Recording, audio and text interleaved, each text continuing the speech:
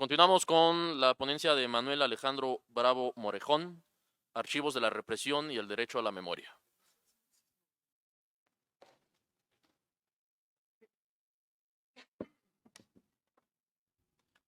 Manuel Alejandro Bravo Morejón es estudiante de octavo semestre de la licenciatura en Ciencias Políticas y Administración Pública en la Universidad Nova España, así como estudiante de la licenciatura en Sociología por la Universidad Nacional Autónoma de México. Autor de múltiples artículos de investigación en materia de cultura cívico-política, marxismo y teorías de la democracia. Está a la espera de la publicación de su primer libro titulado Vigencia de los aparatos ideológicos del Estado en México 2011-2021. Sus líneas de investigación, así como áreas de interés, son cultura política, movimiento socialista armado en México, violencia estatal e ideología y aparatos ideológicos. Bueno, antes que nada, pues dar los agradecimientos a Kevin, al comité organizador, a la Universidad Nueva España por apoyarme económicamente para poder venir desde, si no sé qué dar el agradecimiento, para poder apoyarme económicamente para poder venir desde Morelia para acá, para hablar justamente de dos categorías. Por una parte, archivos de la represión o el proyecto de archivos de la represión, otra parte, los archivos en general que vamos a encontrar. Y otro completamente es el derecho a la memoria y que vamos a entender como ese derecho a la memoria, como ahorita lo compartía Francisco, cuando hablamos del sujeto histórico, ¿no? Cuando hablamos de este guerrillero o de estos sujetos, hombres y mujeres, ahí lo pongo en la investigación varias veces, perdonarán el masculino genérico, ¿no? Estos hombres y mujeres que estuvieron justamente dispuestos a dar su vida en un momento por la transformación del país y que entonces pareciese que a ojos del presente pues son simples archivos, ¿no? Son simples papeles que pueden estar ya sea en el Archivo General de la Nación, en ciertas universidades, o en archivos personales ya. Y para esto entonces me permito iniciar con una gran frase de Eduardo Galeano. A lo largo de los siglos, América Latina no solo ha sufrido el despojo del oro y de la plata, del salitre y del caucho, del cobre y del petróleo, también ha sufrido la usurpación de la memoria. Desde temprano ha sido condenada a la amnesia por quienes le han impedido ser. La historia oficial latinoamericana se reduce a un desfile militar de próceres con uniformes recién salidos de la tintorería. De esta forma, Eduardo Galeano describe la situación en la que nos encontramos los pueblos de Aviala respecto a la memoria y conciencia que tenemos sobre nuestra propia historia. Y es, si nos vemos despojados de esta propia historia y vemos entonces los archivos en el sentido leninista de la castración de la esencia revolucionaria, pues ¿qué tenemos entonces? Una historia oficialista. Así, recordando a Charles Dickens y el inicio de su célebre obra Historia de dos ciudades, podemos atrevernos a decir que en este proceso de amnesia vivimos en el mejor de los tiempos, a la vez que en el peor. Habitamos la edad de la sabiduría y también de la locura. Transitamos por la época de las creencias y de la incredulidad. Y al igual que en la obra de Dickens, todo lo poseemos, pero realmente no tenemos nada. Y en esa nada, iniciamos este trabajo que pretende no solo ser una construcción de categorías como lo son el derecho a la memoria, memoria histórica, el papel del individuo en la historia o una explicación sobre la labor del proyecto Archivos de la Represión. Este trabajo pretende ser un rescate de la experiencia personal con este proyecto, Archivos de la Represión, así como una invitación a reimaginar el rol que pueden tener los archivos, no solo en cuanto al derecho a la memoria, sino también la continuación de la lucha política de los sujetos, disculpes el masculino genérico, plasmados en dichos documentos. De esta forma, planteamos una investigación de corte explicativo a través de un método que es el materialismo histórico, porque nos permite justamente tener tanto una metodología como un marco teórico. La investigación la dividimos en 6 apartados. El primero, la legitimación por la represión a la legitimación por la apertura. Aquí, justamente, si planteamos el contexto de la guerrilla en México, vamos a ver cómo el gobierno mexicano, el régimen priista, al final de cuentas, se va a legitimar a través de la vía represiva, sí de los 60, 70 que podemos entender este proceso conocido como la Guerra Sucia, pero desde los 40, 50 vamos a tener el levantamiento, por ejemplo, de Rubén Jaramillo, ¿no? Justamente del movimiento ferrocarrilero de los doctores. Y entonces en estas décadas 70, 80, hasta más o menos el 82, vamos a ver el modelo de cómo se legitima el sistema político mexicano a través de la vía represiva. Para empezar a transicionar a finales de los 70 con la LOPE, con la amnistía y con toda esta reforma político-electoral a una apertura democrática que podríamos tener muchos segundos de lo que es la democracia burguesa, pero vamos a entender cómo esta apertura. La vía represiva o la legitimación por la vía represiva va a continuar inclusive en este periodo, por supuesto. Por ahí hay testimonios en Michoacán de militantes del PRD, cuando el PRD pues, era una organización popular y de izquierda, como en los municipios de Tierra Caliente, los presidentes priistas o los presidentes municipales priistas mandaban a la policía y arrestaban a estos jóvenes que estaban haciendo campañas por el PRD. Es decir, mientras por un lado en el discurso oficialista y en la historia oficialista hablamos de la apertura democrática, de la transición, a unos pocos años de la transición partidista, la vía represiva o la vía de la legitimidad a través de la represión va a continuar ahí. Entonces nos dedicamos en este apartado a construir este contexto de este sistema político mexicano, de cómo se da esta vía represiva y cómo se da esta apertura política, particularmente con el agotamiento que es en la elección presidencial del 76, donde en palabras del propio José López Portillo, si hubiera votado su mamá por él, hubiera ganado la elección. Ese agotamiento y ese análisis de ese sistema político mexicano nos pasa al segundo apartado, que son los archivos como un elemento de la construcción del escenario político social. Y aquí es el primer planteamiento de cómo estos archivos nos permiten ver un elemento de esta historia, sí, a costa de que, como lo platicó Francisco, estos archivos fueron sacados a través de la tortura, la mayoría, y si el gobierno mexicano, si la dirección federal te quería poner que eras más guerrillero que el propio Che Guevara, pues ibas a ser más guerrillero que el Che Guevara. Pero a pesar de esos asegúnes o esas condiciones que pueden tener los archivos, podemos entenderlos sí como un elemento para entender este contexto histórico, para entender el escenario mexicano. El tercer apartado va a ser del papel del individuo en la historia al derecho de la memoria. Este apartado a mí me encantó desarrollarlo porque justamente planteamos esta categoría de Plejánov, de cómo los individuos a través de la organización social sí tienen la capacidad de transformar su realidad, pero no como individuos ajenos, sino como individuos agrupados en favor de justamente un nuevo régimen o una nueva sociedad. De ahí pasamos a la función social del proyecto Archivos de la Represión, donde es este apartado simplemente nos limitamos a explicar cómo surge y cómo funciona el proyecto Archivos de la Represión, que es justamente a través de la apertura de los archivos de 2002 con Vicente Fox, pero que podemos llegar hasta el 2020, cuando López Obrador dice vamos a abrir los archivos también. Y que a la fecha, a pesar de la apertura de los archivos, pues ha sido una gran decepción. Justamente estuvimos viendo hace unos años cómo el propio López Obrador en la mañana dice, doy indicaciones para que Sedena abra, y a pesar de las indicaciones del propio presidente, siguen sin haber esta apertura, sigue sin haber esta transparencia. Y si por un lado podemos entender al derecho a la memoria, que ahorita me voy a enfocar ahí, como esta parte nada más, o el derecho a la verdad, como una reparación de las víctimas, nada más en este sentido jurídico muy positivista, si nada nos enfocamos ahí, pues ni siquiera ese apartado lo estamos logrando como Estado. El quinto apartado, el resguardo y publicidad de los archivos, que ahí es justamente la parte personal y quizá empírica de esos archivos, que ahorita me permito platicar, y por último mis conclusiones. Como venimos platicando en el primer apartado, que vamos a hablar de esta legitimación de la vía represiva. Es la herencia del terror, es el terrorismo de Estado como política de Estado para mantener el poder económico y poder político de la clase dominante gobernante en turno. Esto se da para los 40-50 con el abandono del campo y de los objetivos del proyecto revolucionario para brindar toda la maquinaria del estatal y del partido a la burguesía nacional y transnacional y a un nuevo sector de la derecha saliente, justamente con este sector ávilo-camachista, con Miguel Alemán y cómo se van dando.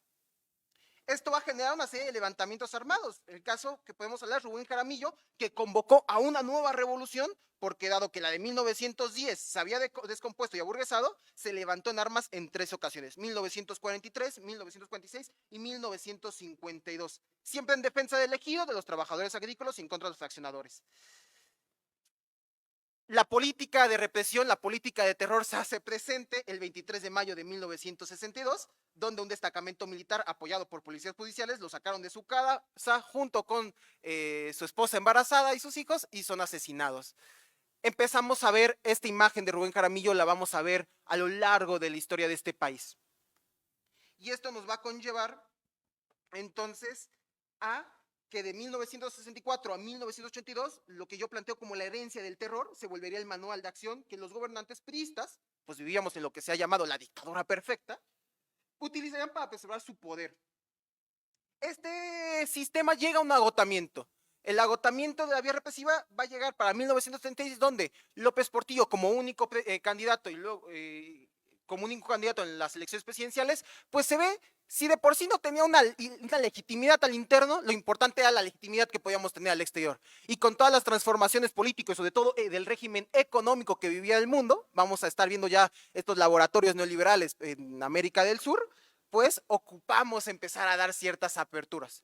Ciertas aperturas que ahí, como vamos a entender así, en la democracia capitalista, pues va para ciertos sectores de las clases dominantes ya, para ciertos sectores de la burguesía, y que si es verdad, gracias a la Lope van a surgir nuevos partidos, sobre todo partidos de izquierda, o de estos guerrilleros convertidos por la vía democrática, por los propios testimonios, por ejemplo, de Abdayán Guzmán, militante del MAR, es, sí, pueden salir, sí pueden hacer sus partidos, pero si siguen haciendo desmadre, textualmente lo cito, pues ya no les toca la cárcel, ¿no? ¿Qué es este destino entonces? Es, si te arrestaban, sabías que ya no ibas a ir a Lecumber, ya no ibas a ir al reclusorio norte, se acababa ahí el corrido, dirían popularmente.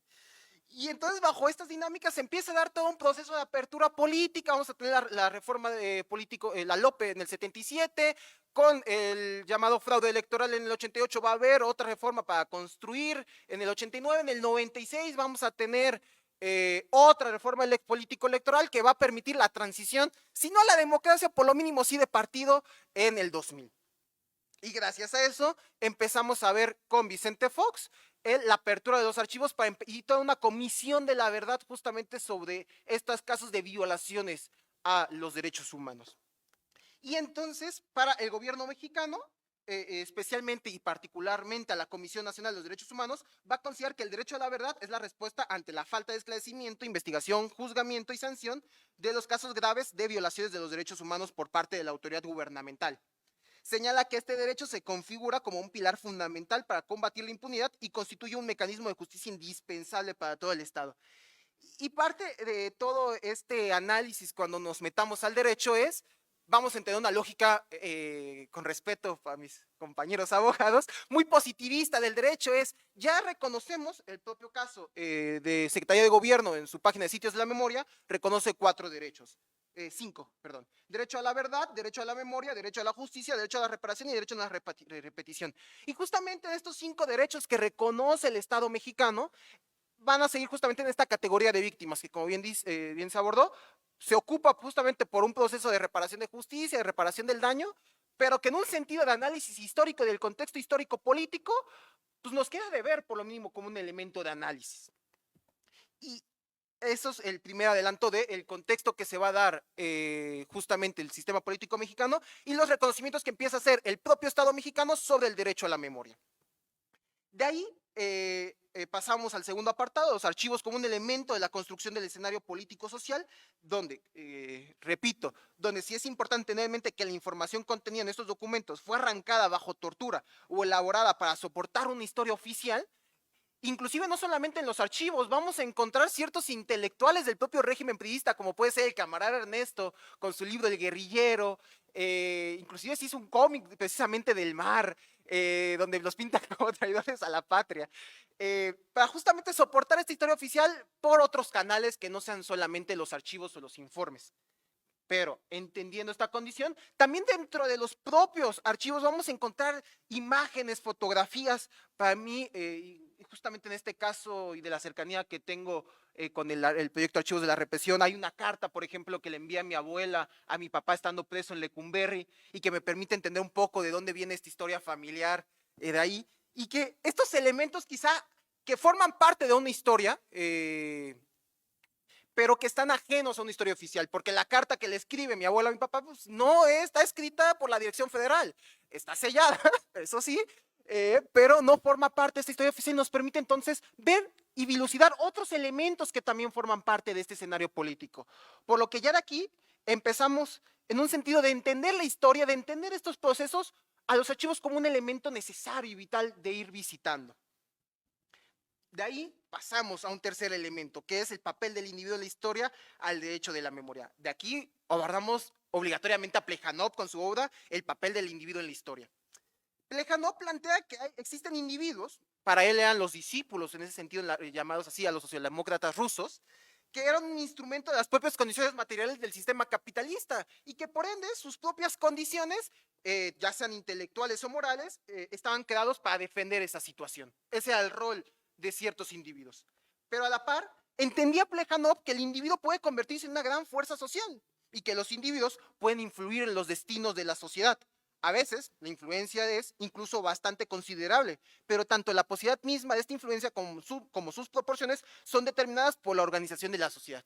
Aquí obviamente nos remitimos a un análisis muy del materialismo histórico, donde son las condiciones materiales que se van gestando en la sociedad, como son las que van a permitir la creación de condiciones tanto objetivas como subjetivas para que estos individuos puedan transformar.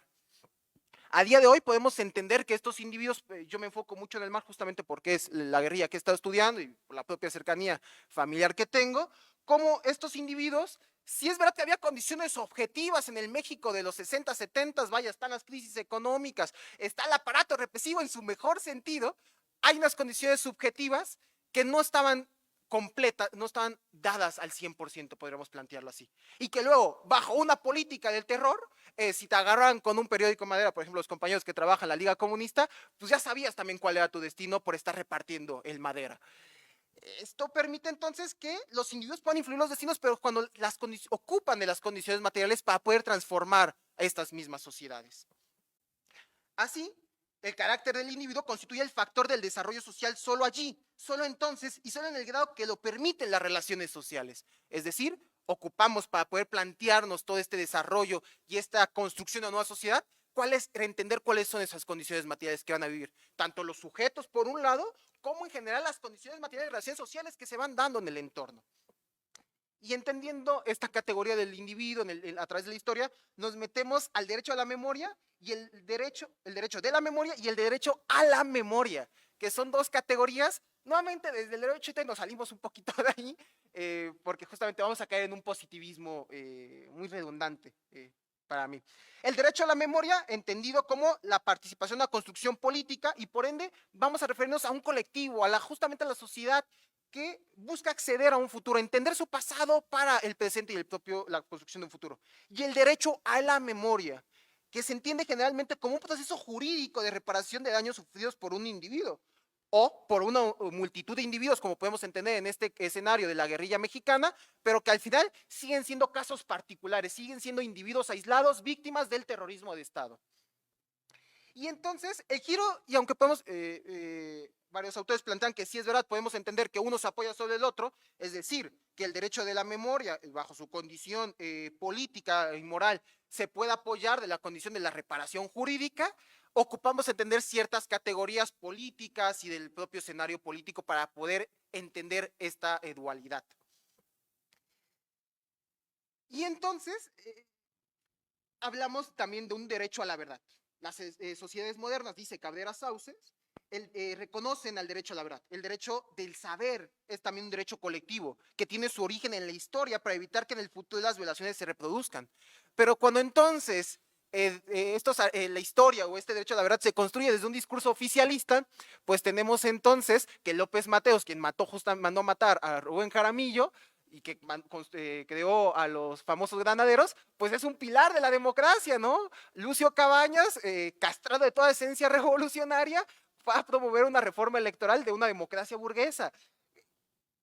Entonces sí, podemos decir qué bueno que se reconozca la figura del maestro y comandante Lucio Cabañas por un lado, pero por otro lado, pues no es este sujeto histórico, ¿no? No es este personaje que en su momento intentó la vía pacífica, por un lado, inclusive le mandando cartas a Gustavo Díaz Ordaz, y por otra parte, cuando se dio cuenta que la vía pacífica, la vía legal, estaba agotada, tocaba la vía armada. No son estos sujetos. Y entonces, ese es un riesgo que tenemos en el derecho a la verdad. Cuando la verdad, cuando la memoria es construida desde una clase dominante, desde una hegemonía, y por ende, toda esta historia, todo este trabajo intelectual, podríamos entender, va a beneficiar a esa misma hegemonía.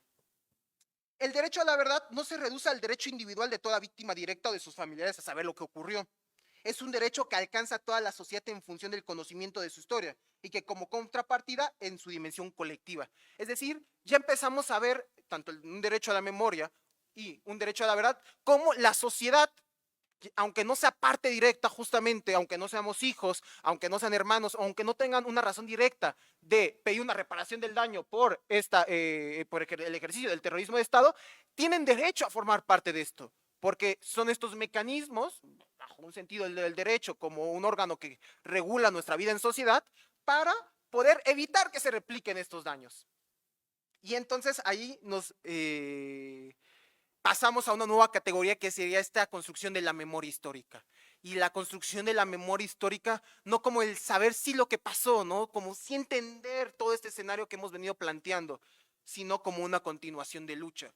Entender justamente a estos hombres, a estas mujeres, por qué salen de las universidades, porque dicen, ya no voy a estudiar medicina, ya no voy a estudiar derecho, ya no voy a estudiar la preparatoria, y lo que me toca es hacer la revolución, irme al clandestinaje, renunciar a mi familia.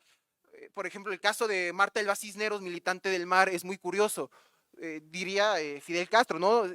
Si la mujer es doblemente oprimida, debería ser doblemente revolucionaria, bajo una condición de clase y una condición de género. El caso de Marta Elba en el MAR es en un México de los 60, donde para poder salir de tu casa como mujer tenías que casarte. Entonces se tiene que inventar todo un matrimonio, ahorita se me fue el dato, con otro militante del MAR para que pudiera salir de su casa y pudiera entrenarse en Corea del Norte, justamente con este segundo grupo que se entrenan allá. Esas son las condiciones de ¿qué te orilla, no? A romper con estos esquemas. María Luisa Denny Prieto Stock, que podríamos entender como una mujer de una clase media, que dice, yo estoy viendo la desigualdad que está ocurriendo en el mundo y yo no puedo seguir bajo estas condiciones. Ocupó renunciar a esta comodidad y entonces pues, se va a hacer la revolución y termina muriendo en el asalto a Casa Nepantla, si no me equivoco. Entonces, el entender la memoria histórica no solamente es entender estos hechos que podemos estar relatando el día de hoy, que se puede estar relatando mañana, es entender a estos sujetos en su praxis, en su formación, en su condición teórica, sí, pero en su accionar constante en su día a día.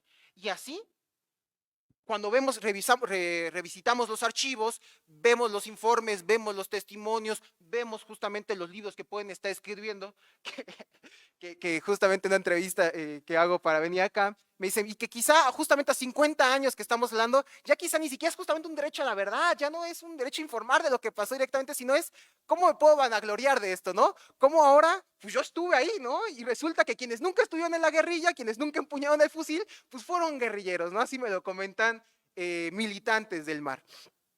Y entonces es justamente bajo una condición de praxis marxista, la condición teórica del pensamiento, de la psique, y la condición del accionar revolucionario.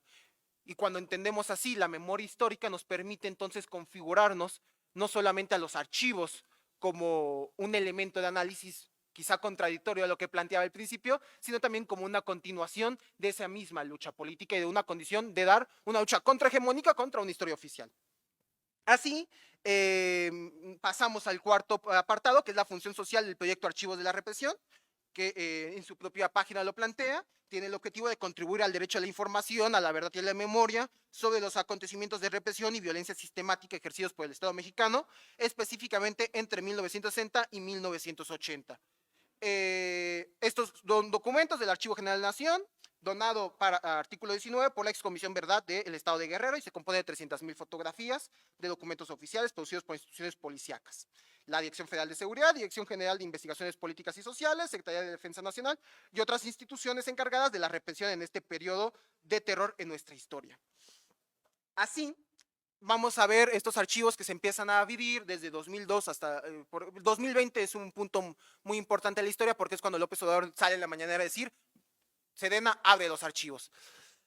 A la fecha inclusive se ha estado revisitando, por ejemplo, el campo militar número 1, pero sigue bajo la misma bajo la misma condición de una hegemonía de una historia oficialista, bajo una dinámica donde se llama esta Adela Cedillo, si no me equivoco, plantea la unión de los dos demonios, ¿no? Como ahora, tanto torturador como víctima de esa tortura, aquí sí vamos a entender esta condición de víctima, tienen que unirse para la construcción de un nuevo futuro. Y para mí es una mentada de madre, con todo respeto, por decir poco, ¿no? Porque cómo entonces, creo que Kevin justamente estuviste cuando en el evento que hubo de la reunión del MAR en Morelia, a Brian Guzmán contaba justamente cómo era esta tortura en el tercer piso de la Dirección Federal de Seguridad, cómo es simplemente el acto de terror, no solamente en la parte mental, sino física completamente, son los olores que sentían estas personas que estaban ahí, y que entonces el día de hoy que se siguen buscando sus hermanos, que siguen buscando a sus hijos, que siguen buscando a sus padres, que salgan desde esta historia oficial, es decir, ah, el ejército ahora es bueno, ya no se tortura, ya no se reprime. Pues habría que ver las recomendaciones de derechos humanos nada más, ¿no? Pues justamente hay todavía una gran deuda histórica en cuanto a memoria histórica y a si hablamos nada más de una condición de reparación de daño, todavía hay una deuda enorme. Pero cuando hablamos entonces, y que esto me permite entrar justamente a la función social y al resguardo y publicidad de los archivos, es cuando entendemos a los archivos como una continuación de lucha política, ya no solamente es que no hay reparación del daño, ya solamente es que no sabemos dónde están estas personas desaparecidas, hay una castración por completo de quienes hicieron esta lucha. Y justamente bajo esta función social del proyecto, que les digo, nada más explica un poco que planteaba Archivos de la Represión, lo que planteó el resguardo y publicidad de los archivos. Inclusive el propio artículo 19 publica un poco la historia en el Día de los Archivos, que cuando tuve el acercamiento, pero en palabras más o menos, mi papá fue militante del MAR, estuvo en la mesa directiva justamente, es parte de estos 19 integrantes caídos en Jalapa, trasladado justamente a Lecumberri, víctima de las torturas. Pero mi papá fallece cuando yo tengo 3 años, en 2003, y entonces pues yo voy creciendo con mi mamá, con el lado materno de la familia, y entendiendo que pues mi papá estuvo preso en Lecumberri porque estuvo en el 68. Pero a ver, y justamente hace unos meses en un congreso en Puebla se planteaba, ya mi generación y sobre todo menores, pues entendemos, 68, sí, Tlatelolco, ¿no? Ahí ocurrió, estudiantes que se manifestaban, ¿no? Ya no hablemos ni siquiera del 71 el halconazo, ¿no? Porque entonces se va haciendo más difusa esta memoria. Ya no hablemos de Morelia el 63 o 66, porque aunque soy de allí, no se recuerda. Entonces, pues yo voy creciendo con esto. Sí, pues mi papá en el 68 estuvo preso, maestro de San Nicolás, pero pues no había más información en ese sentido. Un día, justamente en pandemia 2020, pongo en el buscador de Google Ángel Bravo Cisneros y me arroja en la búsqueda entonces todo esto de archivos de la represión. Empiezo a ver informes, todas estas fichas bibliográficas, la relación que tuvo con Marta Elba Cisneros, la carta de Juvencia Cisneros cuando está de qué puedo hacer, ¿no? Ella estaba en Mexicali, el 71, él en Ciudad de México preso, pues qué puedo hacer, ¿no? Estamos viendo aquí, pero ¿qué hago yo desde acá, ¿no? Sin los medios suficientes. Y empiezas a ver muchas cosas, ¿no? Empiezas a ver justamente con 68, 20, 21 años, con 20, 21 años, cómo sale, justamente empiezan a organizarse en la Escuela Normal de la Huerta y en Michoacán, entienden que las condiciones económicas y políticas están agotadas en el país y la única vía y la única salida es la vía armada. Como entonces con 21 años vuelan hacia Francia para ir a la República Democrática Alemana, por ahí los descubren porque no tenían bien las credenciales, llegan a Moscú y de Moscú los vuelan a Pyongyang y ahí se van a estar entrenando. Ya luego justamente con entrevistas con Abdayan me entero que justamente en Pyongyang da clases de formación política, ¿no? O sea, justamente esta formación teórica, cómo da clase ahí, cómo va a dar capacitaciones justamente en la casa escuela de Jalapa y justamente por eso lo terminan por detener. Y empiezas a ver toda esta historia que yo dije, pasé de, sí, mi papá preso en el 68 por Tlatelolco, caray, ¿no? Mi papá, el guerrillero, el revolucionario que quería transformar las condiciones materiales del país en el que habitaba. Y eso entonces permite entender la importancia del resguardo de estos archivos, de la publicidad de estos. No quizá desde la historia familiar o del individuo que yo puedo tener ahí, sino en palabras de la propia, del propio artículo 19 es esta historia que sí es verdad, es de él, pues es mía, es también de todos nosotros, porque nos ayuda a entender estas condiciones materiales de este país, nos ayuda a entender justamente esta condición de praxis, ¿no? Volvemos a lo mismo, esta condición social de la psique que orilla al individuo a hacer la revolución. Sí, para mí, no solamente por la condición empírica que tengo, hay que plantear el resguardo de los archivos, sino la condición de la publicidad, porque entonces, por ejemplo, yo me dedico a estudiar ciencias políticas, estoy a punto de egresar, y cuando entonces tenemos estos debates con futuros politólogos que ya andan asesorando, con mucho, se me está olvidando que me están viendo ahí los compañeros, un saludo, un saludote, pero que están asesorando ya en los congresos, que están dedicando justamente a esta política pragmática que vemos pues en el país, justamente es cómo estos archivos nos ayudan a entender las condiciones materiales que tenemos. Cuando hablamos de Paracho y de las expropiaciones que había en Paracho de los bancos con bombas de Chile, las dinámicas que se van gestando en Michoacán justamente con este movimiento socialista armado. Y, no, y desgraciadamente las desconocen, ¿no? Ya luego se van socializando porque pues, tienen a un compañero que le gusta andar platicando mucho de esto. Pero justamente es la importancia del resguardo. ¿Dónde quedamos entonces los científicos sociales, los politólogos, los sociólogos, ajenos a todo este archivo, ¿no? Justamente como decía Kevin, ahí está en el taller, hay muchos, predominan los historiadores, pero por otro lado tenemos todo otro lado de científicos sociales que estos archivos, estos elementos de análisis histórico y de continuación de una propia condición política, pues quedan ajenos y completamente olvidados. Y ahí entonces no solamente resguardarlo, sí, qué bien que está ahí en el Archivo General de la Nación, por ejemplo, ¿no? Y en estos sitios de memoria que ha estado construyendo, por ejemplo, o rehabilitando el gobierno de López Obrador, pero ¿dónde queda también la condición de la propia publicidad, ¿no? Está condicionada la propia publicidad, como puede ser archivos de la represión, archivos de la resistencia, si no me equivoco, que empiezan a hacer estos proyectos emanados, justamente los podemos entender, de una condición contrahegemónica o de organizaciones civiles que no vienen del gobierno, para empezar, sí, con sus asegúnes de nada más las víctimas, ¿no? La reparación del daño, pero que permite por lo mínimo acercarnos a ese análisis. Para mí esas son mis conclusiones, ¿no? Los archivos, más que un acervo de nuestra propia historia, o un elemento que nos ayude a dar esta construcción de este escenario político, es entender la 11ª tesis de Feuerbach, ¿no? Si es verdad, los archivos nos ayudan a entender la historia, a entender la sociedad. Lo que debemos entender cuando los revisamos o cuando los revistemos es reimaginar justamente el rol de estos sujetos, de estos hombres y mujeres. No solamente es Marta Elba, es Denny Prieto Stock, es Ángel Bravo, es Rogelio Raya, los hermanos Guzmán, Cruz, son hombres y mujeres que bajo las relaciones sociales que se encontraban en este escenario, llegaron a un punto de conciencia y a un punto de agotamiento de las condiciones materiales que dijeron, no hay otra salida, no hay otra vía que la vía armada, que hacer la revolución. Y bajo esa dinámica, para mí sí queda en esta labor de memoria histórica es la continuación de esta lucha política. Muchísimas gracias.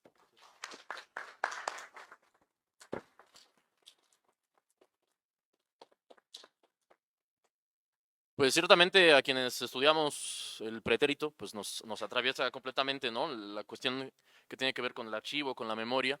Y bueno, en cuanto a las memorias en las sociedades que han intentado transitar de un estado más autoritario represivo a uno supuestamente más democrático, pues es todo un tema, ¿no? En América Latina se ha escrito bastante. Quizá México ha quedado un tanto rezagado, ¿no? En cuanto a ese debate, ¿no? No hay el mismo nivel que se da, por ejemplo, en Argentina, en Chile, etcétera, donde vivieron una dictadura militar más marcada y una transición democrática, pues por ende más marcada aún, ¿no? Entonces, bueno, hay ciertamente mucha tela de dónde cortar con este tema. Preguntas, comentarios, compañeras, compañeros, Francisco.